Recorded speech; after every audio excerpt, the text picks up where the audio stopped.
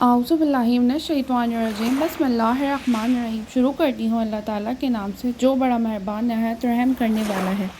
میرے چینل کا نام اسلامک اسٹوری۔ آج کا ٹاپک حضرت موسیٰ علیہ السلام کی پیدائش۔ ایک رات مصر کے بادشاہ فرعون نے خواب دیکھا۔ صبح آنکھ کھلی تو فرعون دہشت میں مبتلا تھا اور بہت خوف زدہ تھا۔ تمام نجومیوں کو گھر پہ بلا لیا اور تمام نجومیوں کو اپنے خواب کے بارے میں بتایا۔ نجومیوں نے خواب سن کے اس کی تعبیر بتائی۔ بنی اسرائیل میں ایک بچہ پیدا ہوگا جو فرعون کی بادشاہت کو ختم کرے گا۔ یہ سن کے فرعون پریشان ہو جاتا ہے۔ وہ بچہ کون تھا اور اس نے مصر کی تاریخ کو کیسے بدل ڈالا؟ فرعون خدائی کا دعوے دار اور بڑا ظالم بادشاہ تھا۔ اس نے بنی اسرائیل کو اپنا غلام بنا رکھا تھا۔ حالانکہ وہ لوگ حضرت یوسف علیہ السلام کے زمانے سے وہاں رہتے تھے۔ حضرت یوسف نے زمین کا کچھ حصہ اس وقت کے بادشاہ فرعون سے حاصل کیا تھا۔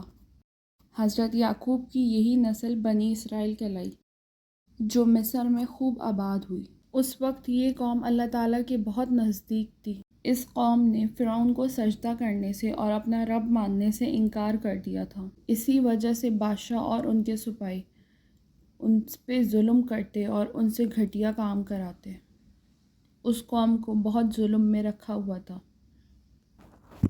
نجومی کی تعبیر بتانے کے بعد فرعون اپنے ہوش و حواس کھو بیٹھا اور بہت پریشانی میں مبتلا ہو گیا۔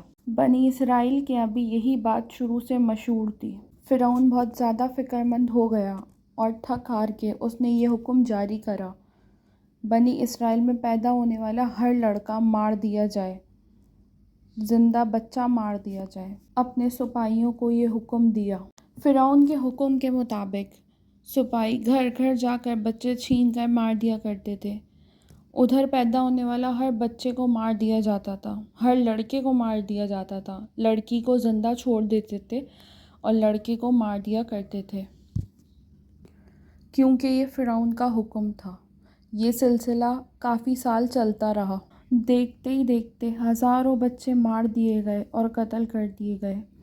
پھر ایک دفعہ فرعون کو اس کے سپاہیوں نے بولا، اسی طرح قتل عام ہوتا رہا تو آئندہ خدمتگار ملنا مشکل ہو جائیں گے۔ ہماری غلامی کون کرے گا؟ ہمارے کام کون کرے گا؟ ہمارے گھٹیا کام کون کرے گا؟ یہ ساری بات سن کے فرعون نے حکم دیا، بچے 1 سال چھوڑ کے قتل کیے جائیں، 1 سال قتل کرو اور 1 سال چھوڑ دو۔ اس حکم کے بعد ان دنوں حضرت موسیٰ کی والدہ اپنے حمل کے ابتدائی دنوں میں تھی۔ اللہ نے ان کی حفاظت کا راستہ خود ہی بنایا اور معمول کے مطابق حمل کے کوئی اثرات ان پر ظاہر نہ ہوئے۔ اسی وجہ سے آپ فرعون کی چھوڑی ہوئی دائیوں کی نگاہ سے بچ گئیں، کیونکہ کوئی کہہ ہی نہیں سکتا تھا آپ حمل کے دنوں میں ہیں۔ انہوں نے اس بات کو چھپائے رکھا یہاں تک کہ پیدائش کا وقت آ گیا اور انہوں نے اس بچے کو جنم دیا۔ اس بچے کی پیدائش کے بارے میں قریبی لوگوں کے علاوہ کسی کو نہیں پتہ تھا۔ نجومیوں نے فرعون کو جا کے اطلاع دی، وہ بچہ پیدا ہو چکا ہے، وہ بچہ دنیا میں آ گیا۔ فرعون یہ بات سن کے بدحواس ہو گیا اور اپنے سپاہیوں کو حکم دیا، جاؤ ڈھونڈو جا کے۔ فرعون کے سپاہی حکم کے مطابق گھر گھر جا کے تلاشی لینا شروع کر دی تھی۔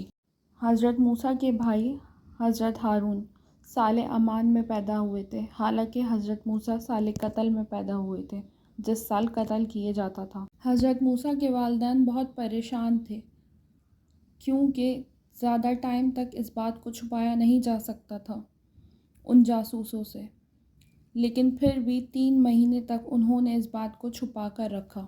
پھر بھی وہ اپنی پوری کوشش کرتی رہی اس بچے کو چھپانے کے لیے، یہاں تک کہ ان کے پاس اللہ کا حکم آ گیا، یعنی کہ خواب آیا، تابوت کی طرح ایک صندوق بنایا جائے اور اس میں اس بچے کو لٹا کر دریا نیل کے بہاؤ پر چھوڑ دیا جائے۔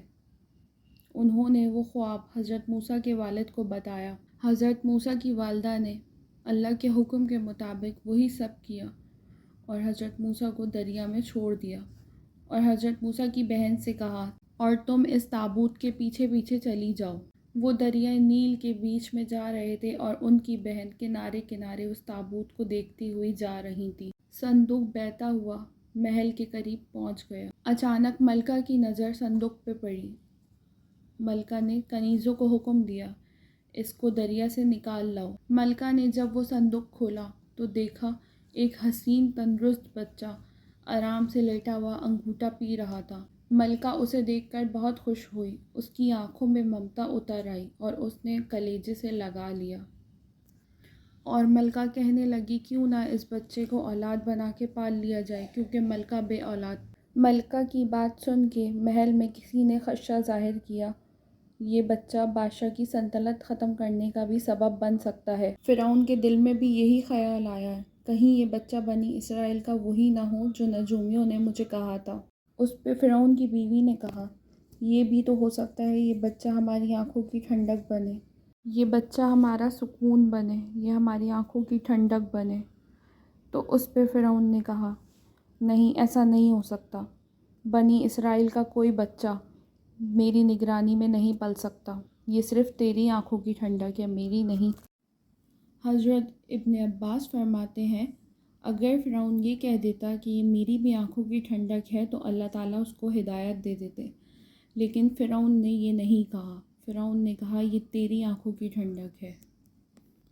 ملکہ نے اس بچے کا نام موسیٰ رکھا، جس کے معنی پانی سے نکالا ہوا ہو۔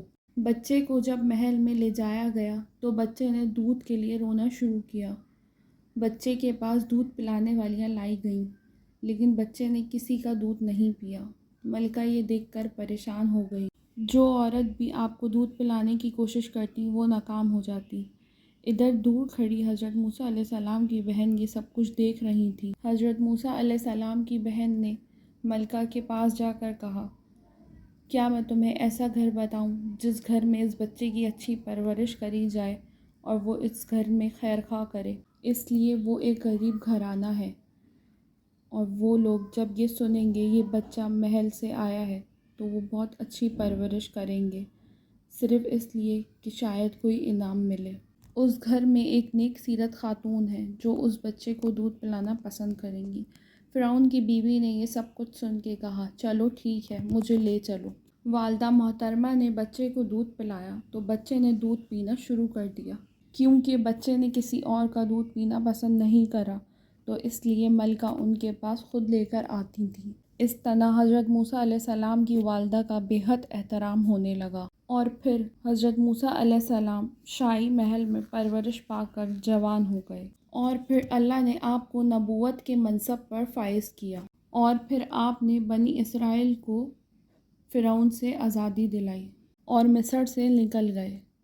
فرعون بنی اسرائیل کو ختم کرنے کے لیے لشکر لے کر روانہ ہوا۔ جب بنی اسرائیل بحر احمر کے قریب پہنچے تو اللہ نے سمندر کے بیچ سے راستہ کھول دیا، بنی اسرائیل کے لیے اللہ نے راستہ بنا دیا۔ یہ وہی وقت تھا جب فرعون کا وہ خواب پورا ہونے والا تھا۔ بنی اسرائیل نے تو وہ راستہ پار کر لیا جو اللہ تعالیٰ نے سمندر کے بیچ میں بنایا تھا۔